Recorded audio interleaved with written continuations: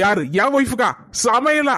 ஒண்ணும் தெரியாது. இப்பதான் என்னத்தையோ தருகிடுதம் போட்டு படிச்சுட்டு கிடக்கா. சாம்பார்ல உப்பு குறையிருக்குன்னு தான் சொன்னேன், அவ்வளவுதான். மறுநாள் 1 கிலோ உப்பள்ளி போட்டிருக்கா. வாயில வைக்க முடியாது. வேற என்னத்தை செய்ய? இப்போம்லாம் எப்படியாவது இங்கிருந்து தப்பிச்சு ஹோட்டல்ல தான் தின்னுட்டு கிடக்கேன். வேற என்ன செய்ய? நான் நல்லா அட்ஜஸ்ட் பண்ணிட்டு கிடக்கேன். சரி வைக்கேன். இம்மையா ஒரு மாதிரி கோபத்துல இருந்தாப்ல இருக்க, எதுவும் பிரச்சனையோ? எனக்கு என்ன பிரச்சனை? உனக்கு தான் பிரச்சனை. என்னமா சொல்லுத? பின்ன என்னல, உனக்கு கல்யாணம் முடிஞ்சு எத்தனை மாசம் ஆச்சு? 2 மாசம் தான ஆகுது. ஆமா, அதுக்கு என்ன? என்னதான் உன் ஃப்ரெண்டா இருந்தாலும் அண்ணி அவங்க கிட்ட எல்லாம் விட்டு கொடுத்து பேசக்கூடாது.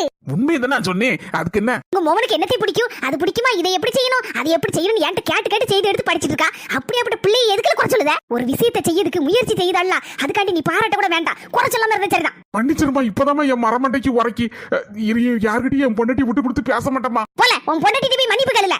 இப்படி ஒரு நல்ல மாமியாரும் நாத்தனாரும் கிடைச்சா எவ்வளவு நல்லா இருக்கும். கிடைக்குமா? அதுதான் கேள்விக்குறி இந்த காலத்துல.